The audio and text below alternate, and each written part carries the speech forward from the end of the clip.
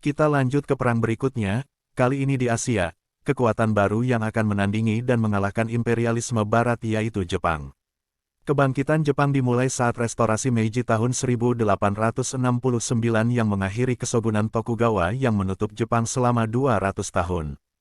Kebijakan Meiji adalah membuka Jepang untuk ekonomi dan membolehkan bangsa asing memasuki Jepang. Selain itu Jepang juga mempelajari industri negara imperialisme barat yang maju, dengan mengirimkan delegasi dan pelajarnya. Jepang sadar akan terbelakangnya negara mereka dibandingkan imperialisme barat seperti Inggris, Amerika Serikat, Perancis, dan Rusia yang banyak singgah berdagang dengan Jepang. Ketakutan akan campur tangan kekuatan asing tersebut, dalam waktu 20 tahun Jepang berubah dari negara feodal menjadi negara industri modern. Di periode yang sama tetangganya Tiongkok dinasti Qing, dan Korea, dinasti Joseon, juga melakukan hal yang sama, namun tidak berhasil.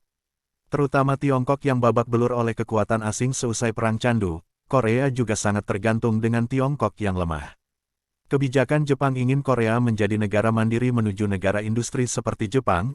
Tujuan Jepang adalah menetralisir ancaman negara barat untuk menguasai Korea, yang akan menyulitkan Jepang di masa depan, karena hal ini akan memblokade laut Jepang bila terlibat konflik dengan barat. Namun Tiongkok mempunyai pandangan berbeda tentang Korea. Korea harus mematuhi dan menuruti kebijakan Tiongkok. Secara tradisional Korea adalah vasal atau negara bawahan Tiongkok. Kebijakan Tiongkok sangat lambat dalam mengejar ketertinggalan dari barat, karena korupsi, intrik politik dinasti dan perang saudara.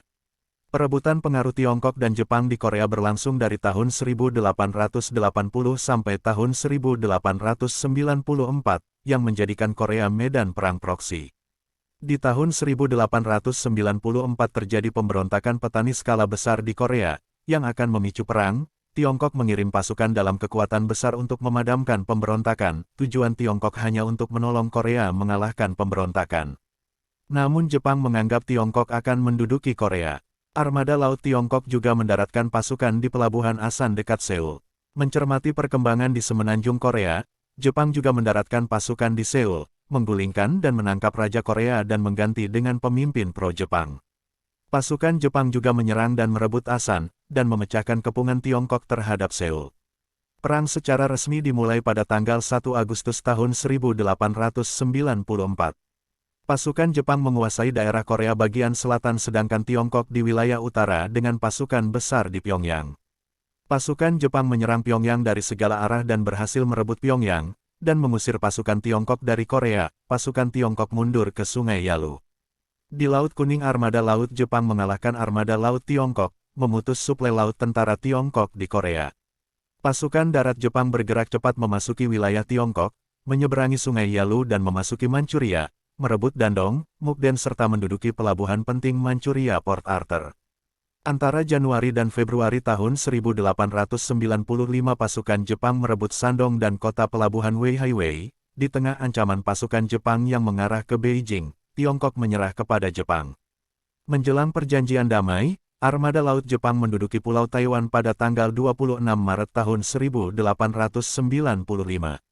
Perjanjian Damai Shimonoseki tanggal 17 April tahun 1895, yang menyatakan Tiongkok mengakui kemerdekaan Korea, menyerahkan Taiwan dan semenanjung Liaodong, pelabuhan Port Arthur ke Jepang. Tiongkok membayar ganti rugi perang sebanyak 200 juta tael.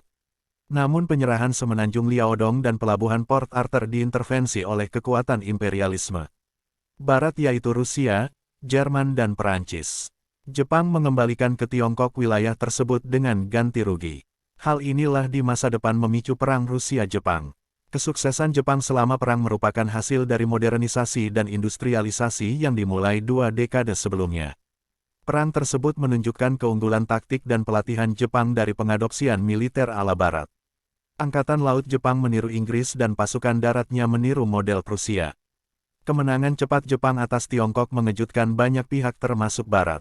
Bagi Tiongkok ini adalah hal paling memalukan, walaupun pernah dikalahkan kekuatan Barat, namun kekalahan atas Jepang sesama bangsa Timur yang dipandangnya sebagai bawahan, sangat menghina harga diri Tiongkok yang menganggap sebagai pemimpin Asia Timur.